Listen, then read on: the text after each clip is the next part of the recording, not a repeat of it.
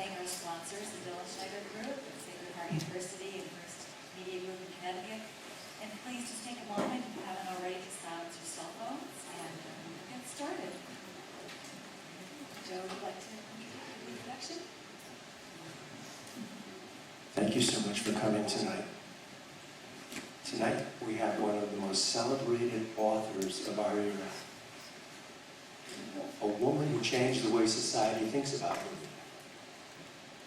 A writer who's enlightened, inspired, and entertained millions upon millions of people. In fact, her book, A Woman of Substance, ranks as one of the top 10 best-selling novels of all time. 35 million copies sold worldwide. With that,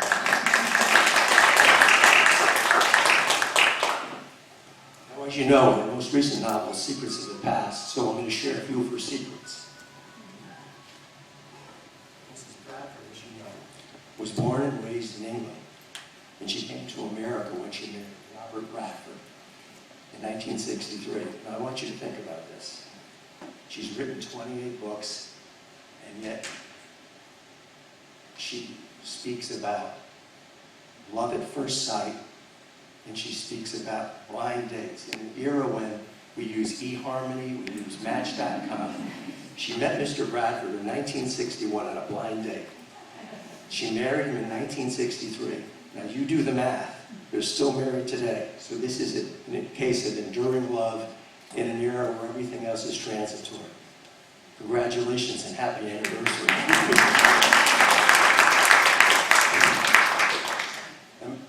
I was a journalist for 30 years, so Mrs. Bradford began her career as what we used to call a newspaper woman. She quit school 15 years old to join the typing pool at the Yorkshire Evening Post. Now, for those of you who've never been in an old-fashioned newsroom where they type, it's an electric experience. I know Mr. Dillensteiner has because his father was a newspaper. Don't say too much because I'm going to talk about that. Okay, I won't say too much. You can come up with too much. You can come and be me. No. In any event, suffice it to say, she began at 15 and she had a meteoric rise in the newspaper business. She also began writing as a young child, at 7 years old, and then by 10 she sold her first story. I won't say too much except to say she's written 28 books. 30. Excuse me correcting you. Okay. But the one you have tonight is my 30th novel, and I'm writing my 31st at the moment. Congratulations. Just in closing, she's a friend of the Ferguson Library. She's been here on several occasions. They love Stanford, and help me welcome one of the greats of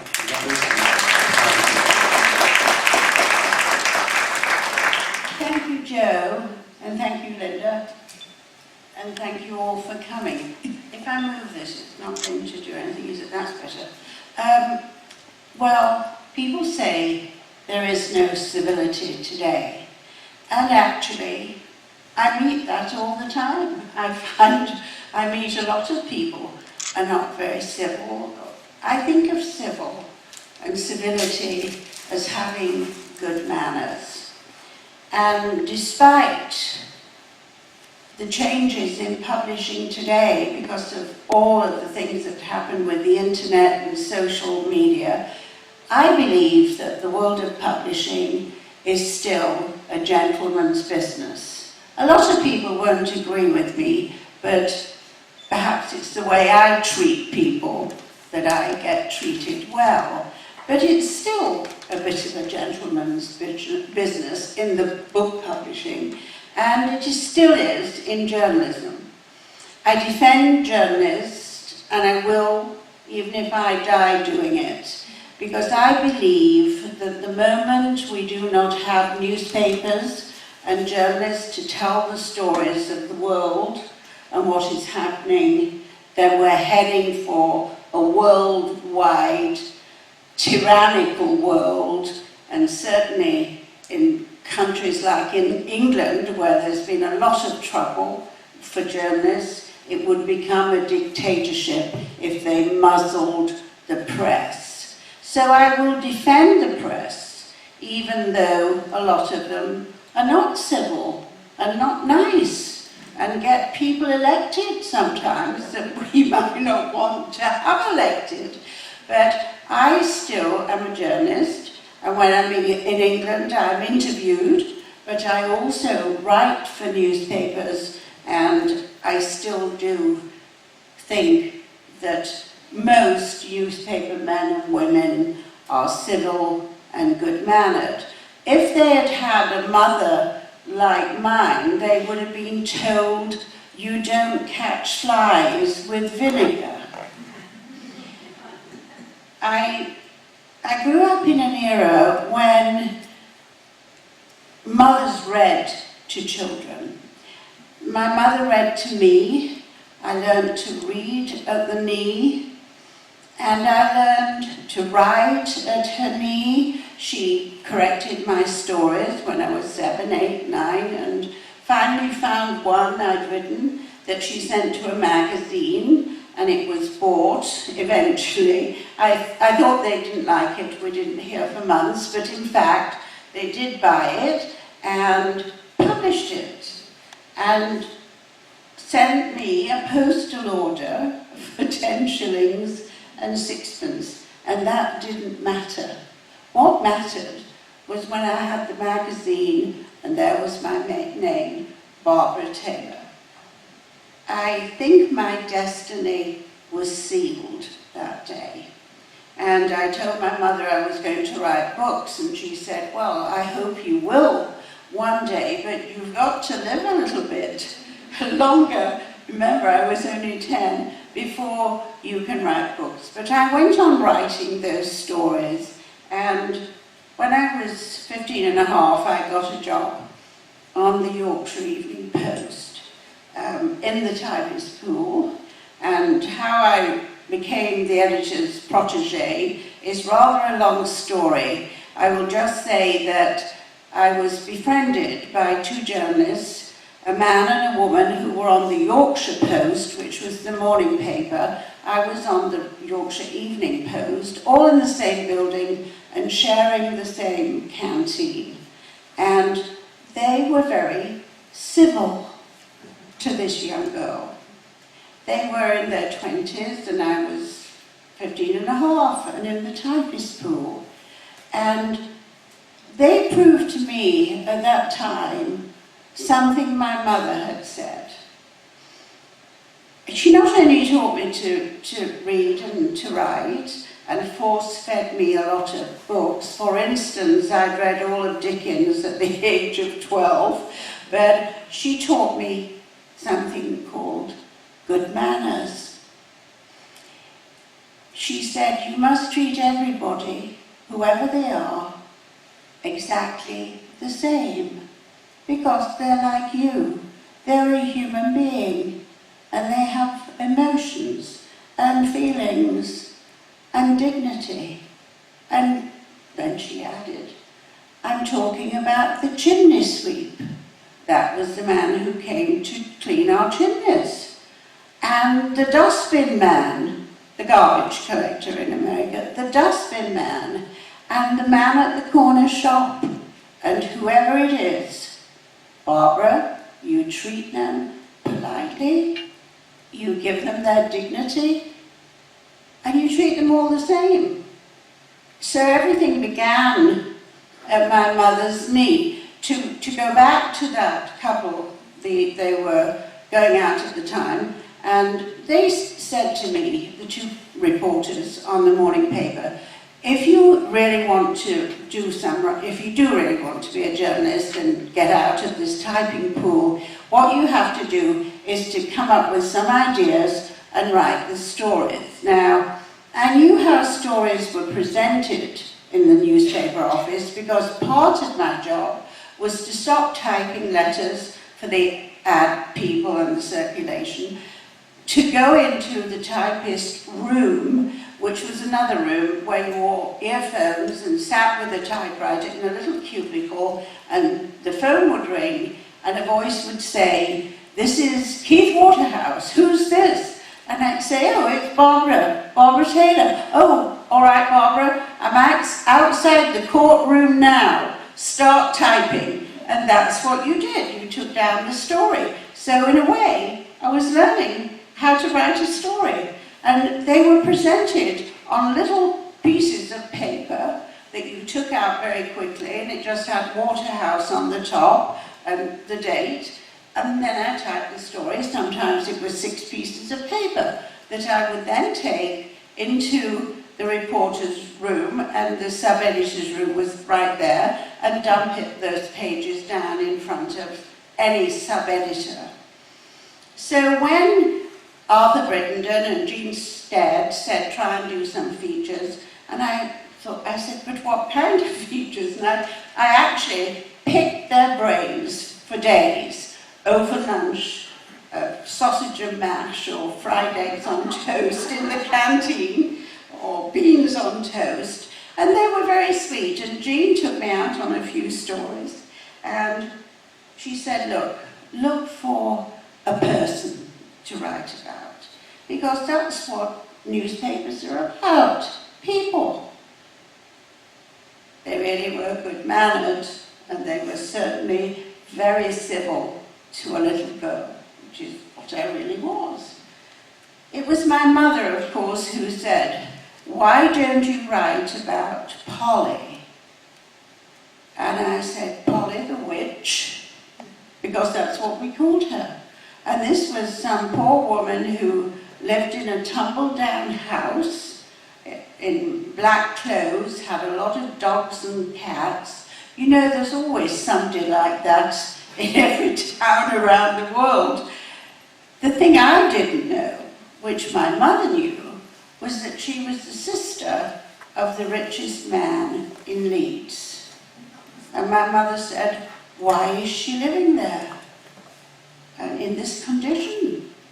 No money, in rags and dirty. So I told Jean Stead, who said, well, we've got to really make sure that Polly the witch is really that man's sister. So I didn't come here to talk about that, but I will say that indeed it was true, and I wrote the story. I just put Barbara Taylor, typed it up on those pieces of papers and dumped it in front of a sub-editor. Now I found other people to write about, because of course that's what makes news, people and what they do. So I did about half a dozen of these over a 6 months period, and one day the accounting department said, who's Barbara Taylor? Is she a stringer in Harrogate? Is she a correspondent in wherever, Wakefield? And nobody knew. And there was no reporter, no feature writer. But they found Barbara Taylor in the typist pool. And this became some sort of shock. Everybody was talking about the girl in the typist pool, so much so that I got sent for. The woman who ran the typist pool was not civil, nor was she good-mannered, and she was decidedly unfriendly to her typing girls. And she said, the editor wants to see you. What have you done now? Now the thing is, although I've been taught manners, I was quite feisty, also very determined to be a journalist. And I said, Miss Walker, why do you say now? I haven't done anything before. Well, that flummoxed her for a moment, and she said, well, go and see the editor. So that's where I went, not to the news editor, not to the accounts department, to a man who loved young people. He had been brought up to Leeds from London, from Fleet Street, to revamp a broadsheet, that's the very big paper, to the size of a tabloid, to make the Yorkshire Evening Post a dashing, fantastic newspaper like he had done in London. His name was Barry Horniblow, and he looked totally surprised when this young 15, and well, by then I was 16 actually, this 16-year-old walked into his office, and he said, you're Barbara Taylor? And I said, yes. He said, why did you write these stories? I said, yes. He said, who helped you? And I said, well, not really anybody, but I did tell him about Jean and Arthur. And he said, so you want to be a journalist? Oh, sir, I don't want to be. I'm going to be. So as he was questioning me, something awful happened, and only a woman will understand this. I lost my shoe under his desk. And I'm trying like this. And he finally said, is something wrong? And I said, Mr. Hollyblow, I think I might be a bit nervous. I've lost my shoe under your desk. So he reached out and presented me with my shoe. And I was very embarrassed. I'm embarrassed to tell it now. So he said, well, I'm very impressed with this, and I think that you've got some talent, and certainly you've got some drive. And you say you've written for your local paper. What I want you to do is actually, wait a minute, bring me your cuttings book you've talked about. And I said, I will. And he said, you are going to be paid for the stories you've written. And I said, oh, that doesn't matter. But he said, yes, it does. And off I went. At lunchtime, I did not go to the canteen. I ran all the way to City Square, got on a tram, and burst into my mother's house 20 minutes later, and she looked up and said, oh, thank God, they fired you. Actually said, thank God they've given you the sack. That's what we say. And I said, no, panting, I've come for my cuttings book. I was back at the office and back knocking on his door within my hour of lunchtime. And there was nobody there. Secretary wasn't there, so I knocked again, and he said, come in. And I go in, and he said, oh, Barbara, you're back quickly. And I said, I went home and I got my cuttings book. And he was good-mannered and civil, and he looked at it as I first stood there and then sat there. And he said, leave it with me, and I will certainly move you into the reporter's room as soon as I can. Well, it didn't happen for a few months, but then it did. One day, he sent for me again, and he said, we've got a new woman's page editor coming, and you're going to work with her, and you're going to be a junior reporter. Excuse me, 1 minute. I will never forget that day when I showed up in the newsroom, standing in front of the news editor, who, I'll never forget his name because he was called Jack Lemon. And I said, good morning, Mr. Lemon, I'm Barbara Taylor. And he said, I know. Now, he was polite, he was civil, but the look on his face was one of such enormous dismay. I knew that the rumours were true. They didn't want me in there. The reporter's room was one end, and over there was the subs. And they were North Country newspaper men, very accustomed to using constantly four-letter words. And I knew what he was thinking because the dismay seemed to get more dismay. His face got more dismayed than ever. And he said, well, I'm going to show you to your desk. And I just want to say one thing. And as he was saying that, I thought, he's thinking, not only is she only 16, she's a girl. And I knew because he kept looking towards the sub-editor's table. So he showed me to my desk. The room was empty. I got there very early, earlier than I should have been. And he said, I've just one sentence for you. Nicely. But the dismay was still there. He said, when you go and cover a wedding and the church burns down, don't come back and tell me there's no story, because the story is the church burning down. And I looked at him, I said, but I know that. He said, yes, but your predecessor, a young lad, didn't. I said, but I would know that. He said, well, let me tell you one other thing. And he was now getting a little uncivil, impatient perhaps. And he said, who, what, where, when, and why? And you've got to answer all those questions in the first sentence of every news story you write. Now, I knew that phrase because everybody knows it if they want to be a journalist, but I just said, yes, Mr. Lemon, and smiled, and he stopped off, and I thought, oh, it's not going to work.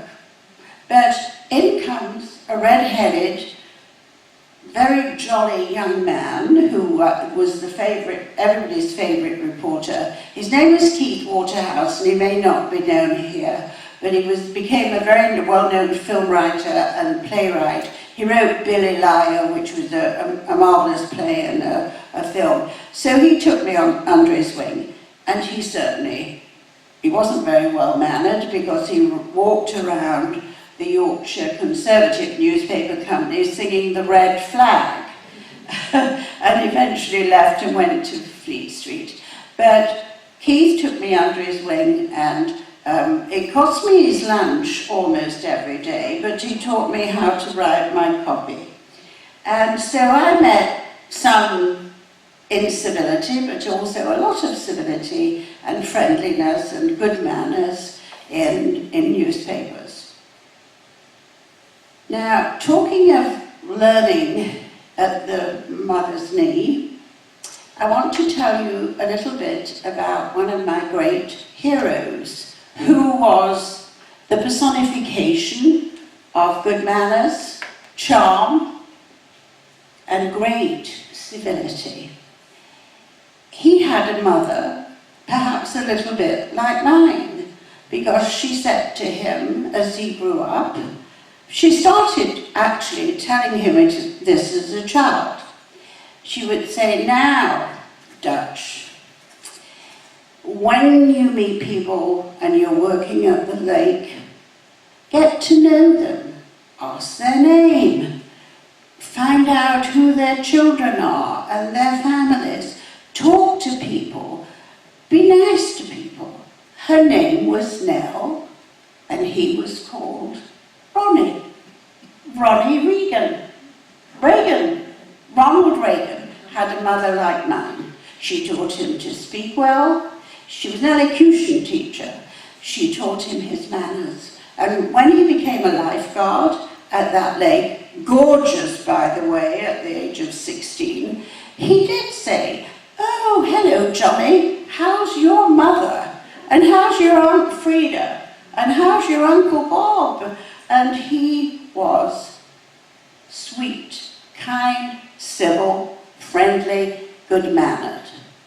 And I think if you look back at Reagan, whether you liked him or not, or his politics don't matter in this instance for me. He was the epitome of the American dream. The poor family thought, the Reagans, they thought their great meal of the week was a potato pie. He didn't even know he couldn't see because nobody could afford glasses. His father was the town drunk, and he had to rescue him every Friday night with his older brother. This is a man who became the President of the United States, and he certainly was civil and good-mannered and charming, and he was not a movie star who became a politician. He was actually a politician who became later a movie star. I say this because I've read a great deal about him, and one particular book is by a friend of mine called Anne Edwards, and it's called Early Reagan. And what he did when he went to college, he grew up in a little town called Dixon, Illinois, and went to Eureka. Boy, now they must think, Eureka! we trained a president here, but he went to Eureka College, also in Illinois, cheerful, friendly, civil, good-tempered, good-looking, wanting to get on in the world, great athlete, wonderful voice. And everybody was very, very glum. And he loved this college. He longed to go there, and finally he said to somebody, "Why is everybody like this? They don't smile very much. They don't really respond. I know it's nothing to do with me. What is it?" And everybody said the same thing. "We don't like the president and we don't know what to do. We want to kill him. we want to get rid of him." And he knew these students were on the verge of revolt. They were going to have a rebellion. And he said, no, that's not what we do. We organize. I'm going to form a committee. And we're going to campaign to get rid of him. And by God, it was his first political act.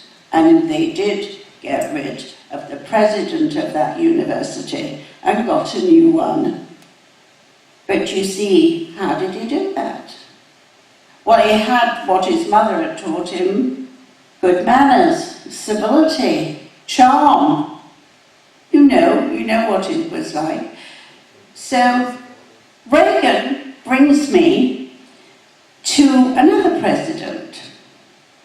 And I just came across an extraordinary letter that was written to a president of the United States by the Queen of England.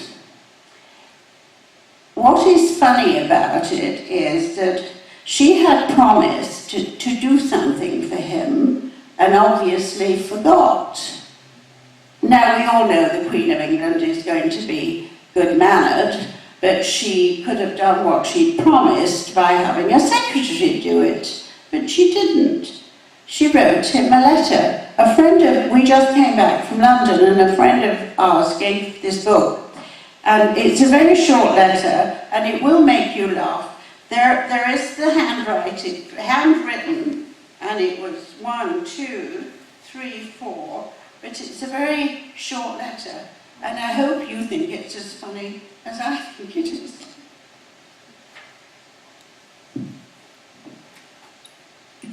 It says, Buckingham Palace, January 24th, 1960. Dear Mr. President, seeing a picture of you in today's newspaper, standing in front of a barbecue grilling quail, reminded me that I had never sent you the recipe of the dropped scones which I promised you at Balmoral. I now hasten to do so, and I do hope you will find them successful.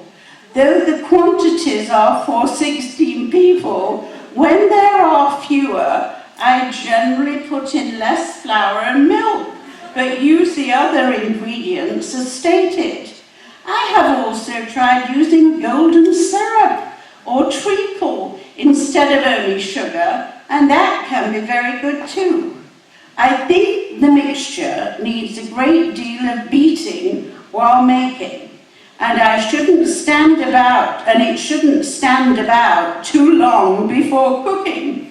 We have followed with intense interest and much admiration your tremendous journey to so many countries, but feel we shall never again be able to claim that we are being made to do too much on our future tours.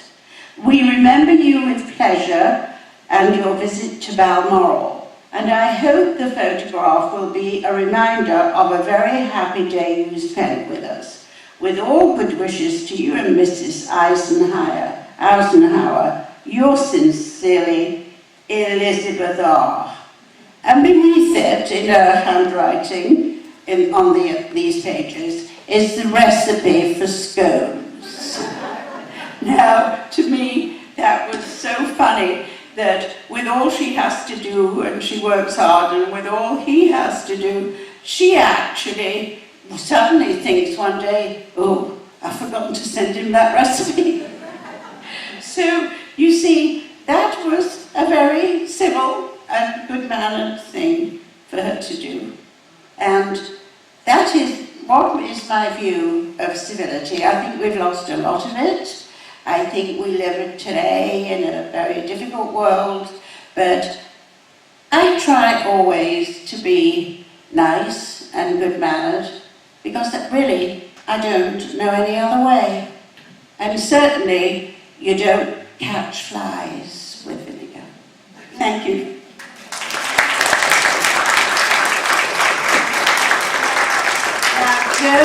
Joe, you're going to open this up. I haven't said anything about the books that you all have, so I'll do that, and then Joe is going to sort of monitor this, and we can do some Q&As, and you can ask me questions. Let me tell you that the Cavenden Women is the second in a series. There was Cavenden Hall first, which I came to talk about here last year.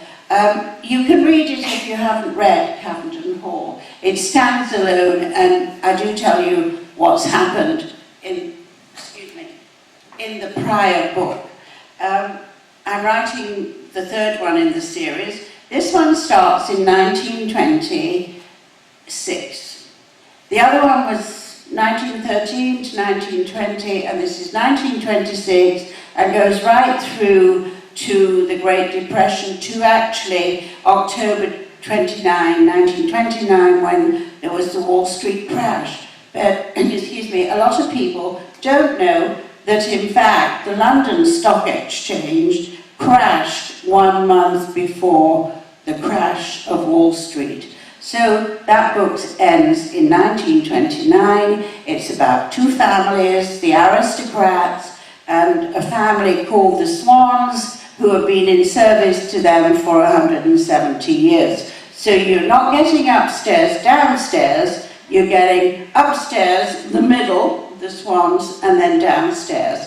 And it may hopefully become a mini-series. My husband has made 10 of my books into movies and mini-series, and I think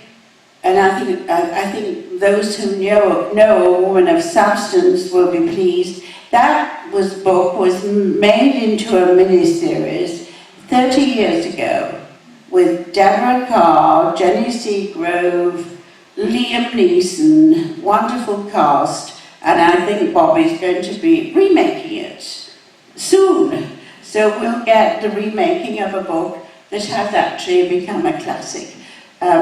Any questions, and I'll try and answer them.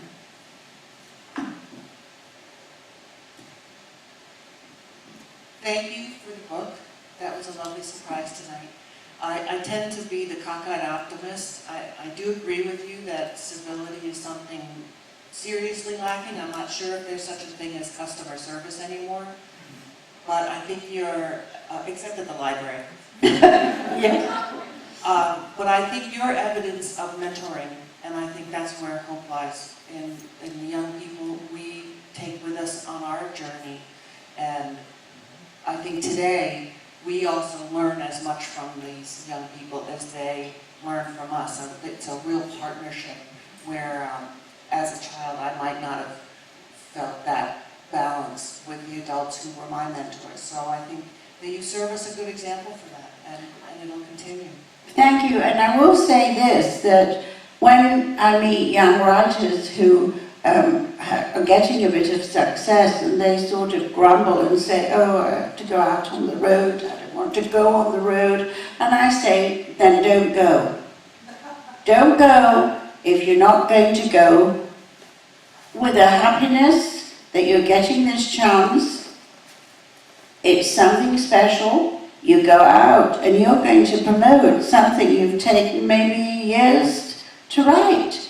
Don't go out and be rude to people. I did follow at one time a famous actress who, this is again about mentoring, talking to young people, and I tell them this: when somebody comes with a book, don't keep your head down and say without looking at the person, who are you, what's your first name, and write and look and smile, because I once followed a very famous actress and all the bookstores said she never looked up and smiled at anybody. She was almost rude, and people sort of took it and left and said, we're not going to see any of her movies anymore, you see. But young people should not grumble and complain that they have to go out and sell their product. So I say to them, go and do it if you're going to do it properly. Otherwise, stay at home.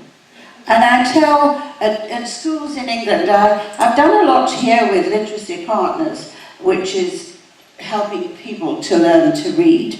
And my husband and I have worked with them for 25 years. But I'm also ambassador for the National Literacy Trust in England, and I often go to schools and talk to the pupils. And I tell them the same thing. If you want to be a writer, then you've got to do the work to get the book written, but you've also got to go and help to sell it today. And wouldn't you want to do that? And I think mentoring is very important, as you said.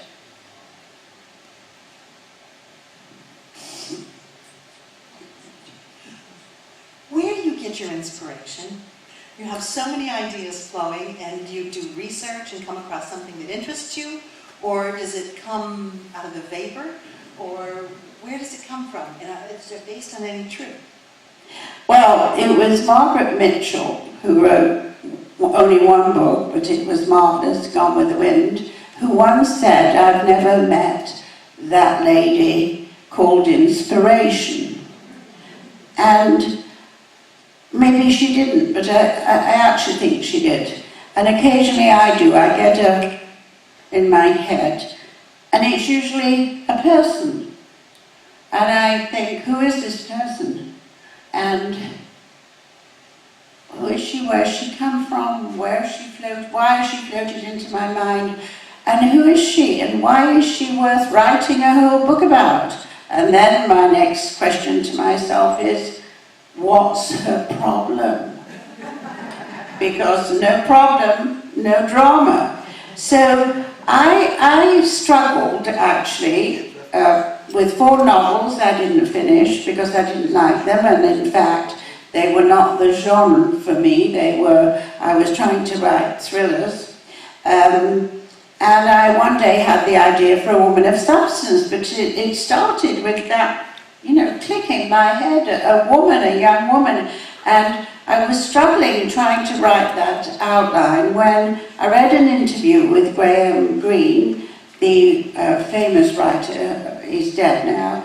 And actually, it was a reporter's question. The reporter's question, the last question he asked him at the end of an interview, and he said, what is it you think of every morning when you sit at a desk to start a new chapter?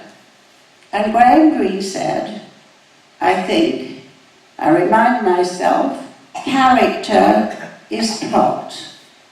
And I knew instantly how to write a novel.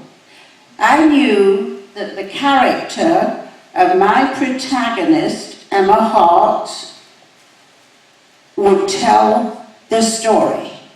If she was going to be strong, talented, determined, driven, ambitious, hardworking, she would become a woman of substance.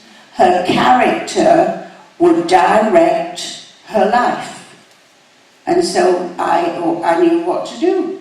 I knew how I had to make Emma what I made her.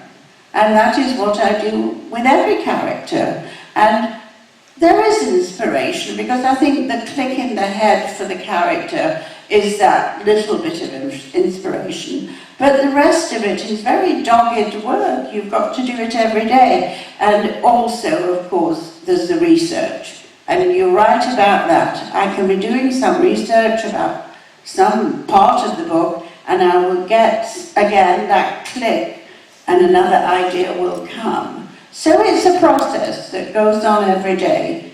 But big inspiration, no, it's quiet inspiration and only occasionally. Pleasure.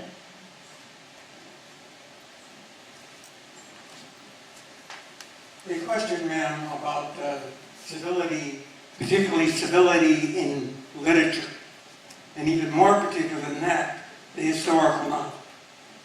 Is it civil for an author in a historical novel to attack a character who existed in history? Is it Is it civil? civil to attack a character in history?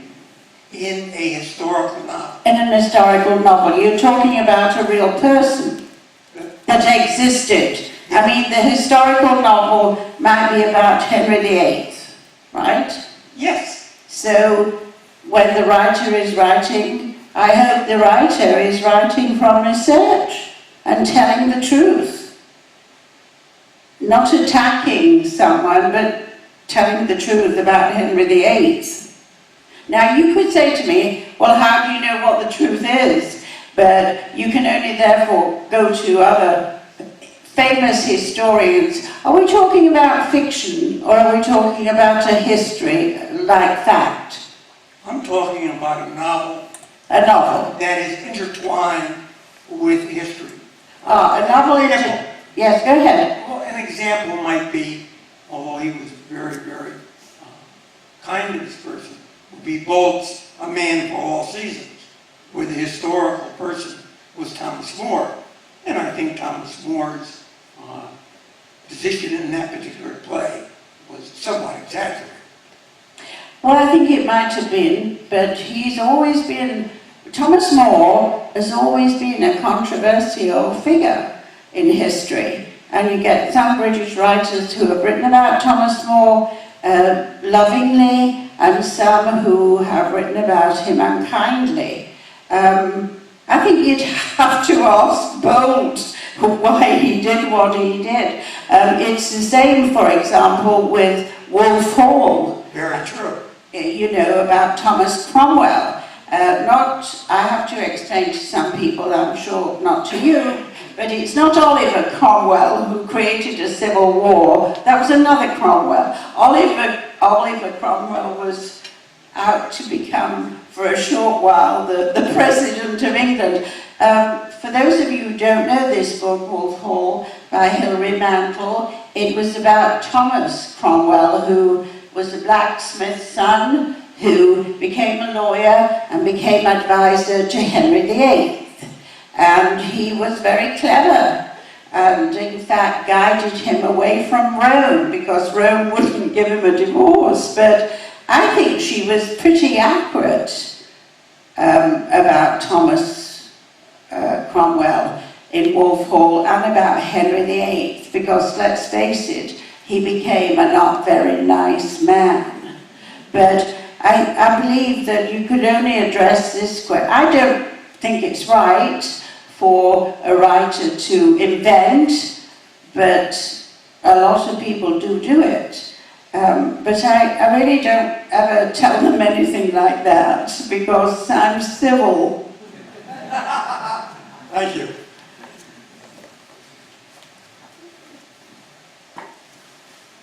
Thank you for the book, and thank you for your very enjoyable talk.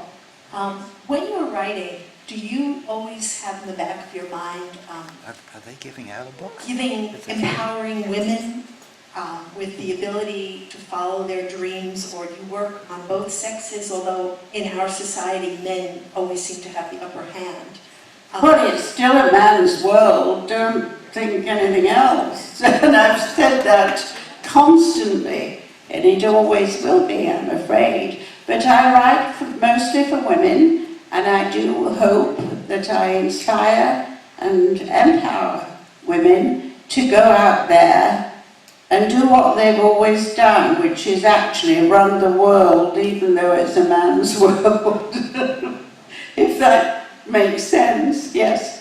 No, I do have a lot of male readers, by the way, and they like the books because they say I write truthfully about men. And we have to ask my husband what he thinks about that.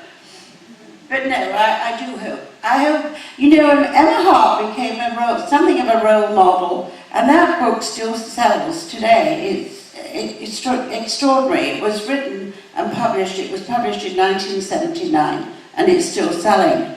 And it's because of Emma, and how she took a very poor life that she had, a life of drudgery, and became a successful tycoon, and it did inspire people, and it does. And I hope I do it now.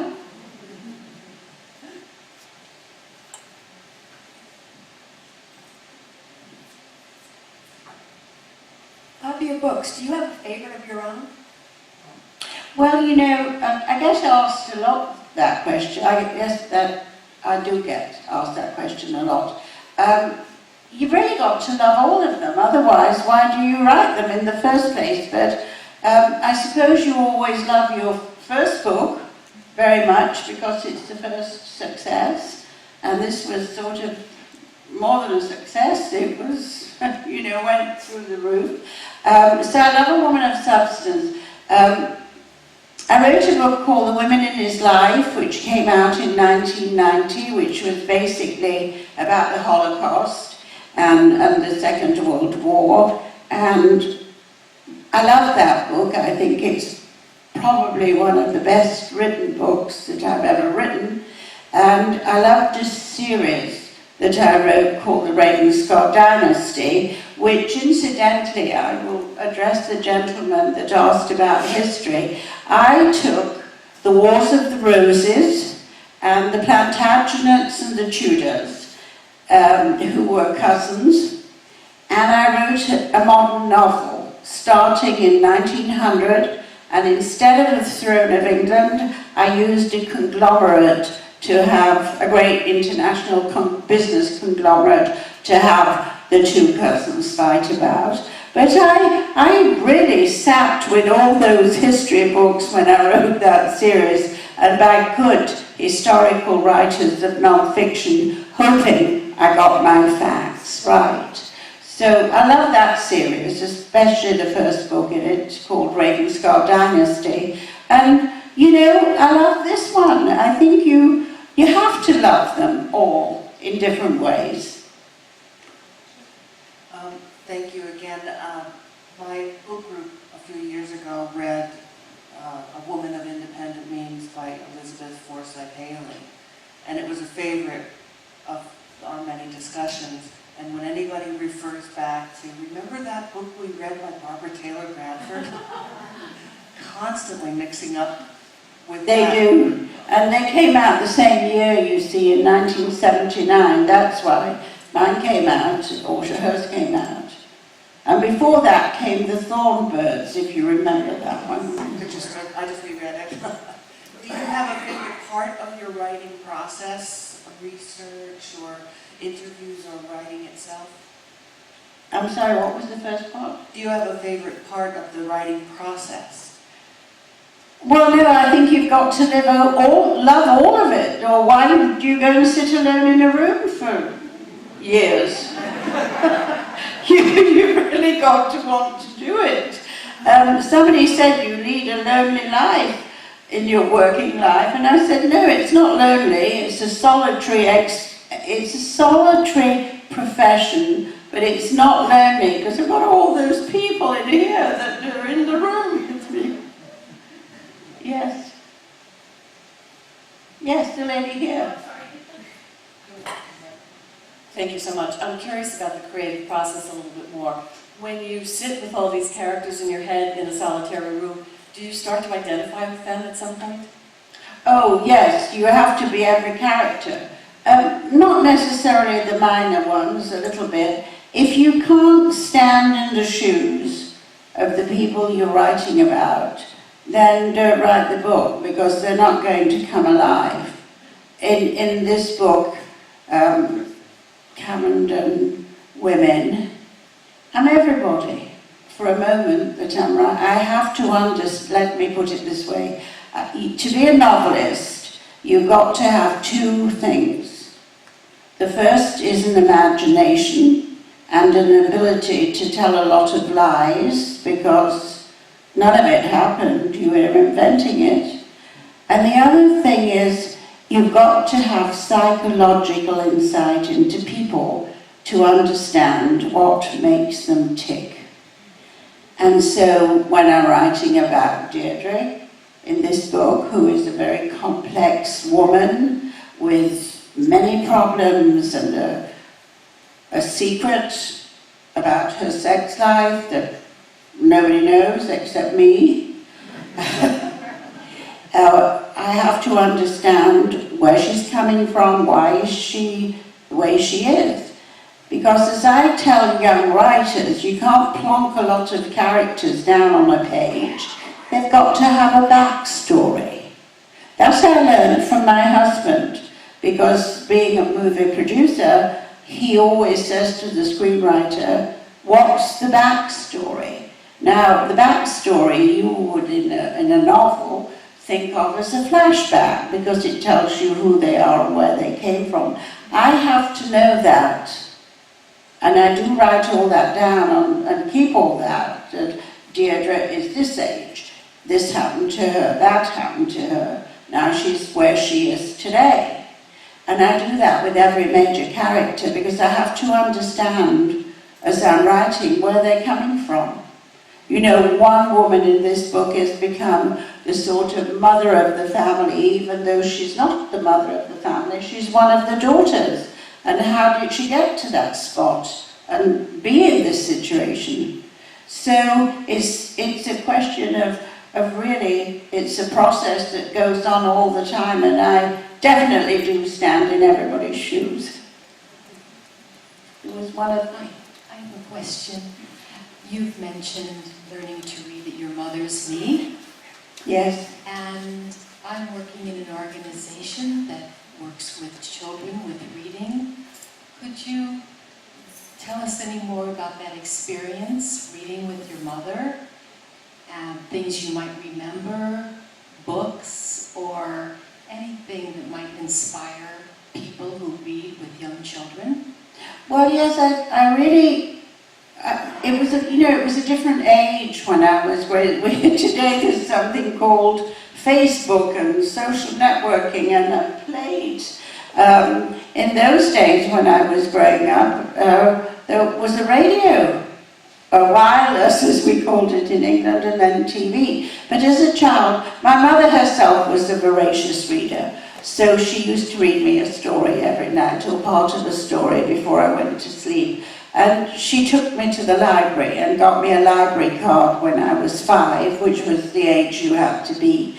And she gave me books to read, and she took books out of the library. And as I told you, by the time I was 12, I had read almost all of Dickens. Now, I didn't understand all of it because I was too young to understand some of the stories, but David Copperfield, I understood a lot of it. I think you have to engage the child in the book and make sure that it's something they're interested in. Look, Harry Potter became the phenomenon that it became through a lot of promotion by the publisher, but that doesn't mean it wasn't well written and children became involved and it got children reading. And it may interest you to know this, and I think it's important, that the biggest selling books this year in England were children's books. So there's been a bit of a renaissance there in reading. I believe you've got to know what the child is interested in and then give them that, or help them to read that kind of book. If you're going to put something there about ships and they're not interested, then they're not going to be engaged. I think it's getting the child engaged in the story that the writer has told. Who are some of your favorite authors, and what's the last book you read?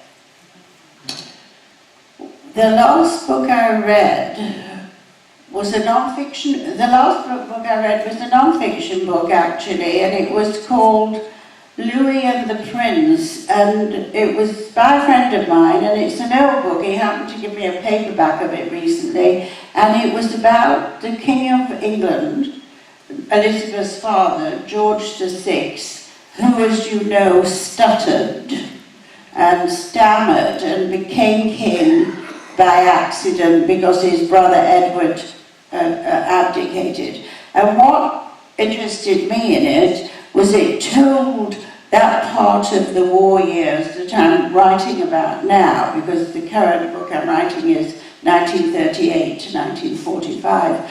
But it was Louis, the grandfather of this man who wrote it, who was not... Did you see the King's Speech? Well, he wasn't the Australian therapist, but he was a surgeon in the Navy and an athlete, and he'd been a very important Olympian, not an Olympian, but he'd been a very famous English athlete, and he was in the Navy, and King George V asked him to look after his son if he put him in the Navy, because he was 17 and not athletic, and he stammered and he was nervous. No wonder he was nervous. He had two uncivil parents.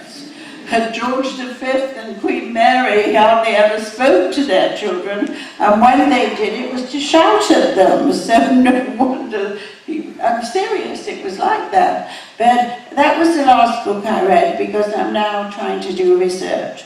The last fiction book I read, I can't remember the name, but he's a favourite author called Daniel Silva, S-I-L-V-A. He writes wonderful spy novels. I love his books, and was quoted in one of the papers. There, now here is a wonderful, good-mannered young man. When I was asked by the Daily Mail what I was reading at that moment, I said, 3 years ago, I said, I'm reading Daniel Silva's, whatever it was called, and they ran it, and it went onto their website. The Daily Mail has something like 200 million readers, and suddenly, out of the blue, I got an email from Daniel Silva's wife, Jamie, who said, thank you so much. So there you go. There's still some civility here. I hope it's a legitimate question. I just finished third in a trilogy. I believe he's a British author. And I was taken aback by the incivility of the language, and I was listening to the book. And other parts of the book that were explicitly explained. And a trilogy? Yes, this was the third. And the other two had no language the way this one did, but that's not my question. It led to my asking myself, is culture driving the arts, or does art drive the culture? That's my question. And I imagine it goes in both ways, but I was thinking, why did the characters speak in this? May I ask you what the series was? Yeah. Edge of Eternity. Ken Follett's. I didn't hear the name. It's Ken Follett's third in the trilogy, and it was called Edge of Eternity, I believe. 29 discs. It's 3 books by Ken Follett, and I know him quite well. And they were so big that I thought I can't get through this. And I don't mean it in a mean way, because I've read many of his books, but I have a lot of reading always because of the research. Wasn't it about 5 families in different countries of the world? I believe it was pillars of, I can't remember, pillars of whatever Pillars of the Earth, the Fall of Giants, and I believe this was the third, The Edge of Eternity. But it led me to ask the question of myself, is culture driving the art, or is art driving the culture? Well, I don't know. It doesn't, actually, the culture doesn't drive me. I read, I write what I want to write. and nobody's going to tell me what to write. Like an editor once said, I have a great idea for a book for you, and I said, I don't want to hear it because it's got to come from here.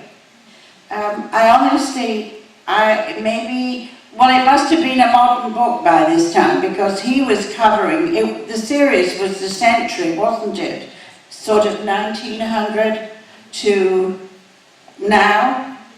Well, maybe he thought that's what the culture is now. And he therefore had to be a reporter, reporting the world as it is today and how, I think Ken is right, he's an honest writer. He's not out, I'm sure, knowing him as well as I do, he's not out to be either inflammatory or sensational or, in his other books, they've never been all that sexually explicit.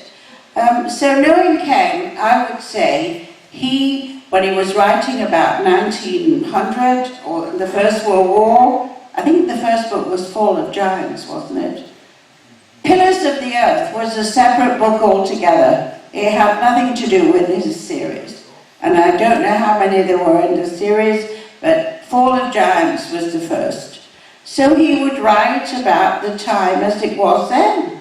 And I suppose he went through 100 years and things change because culture changes. Knowing him and knowing what those books are, I think he was being a reporter and telling you how it is now. Not for sensational reasons, but because of his viewpoint of seeing what was around him. But that's the only way I can explain it. But I think vulgarity is not necessary, and a lot of dirty words and swear words are not necessary. If you don't know how to explain anger in a person and have them display it in a scene in a book and have to use four-letter words and swearing, then you're not a very good writer. And I'm not talking about Ken. That's a generalization. Mrs. Bradford, thank you so much for sharing. Thank you.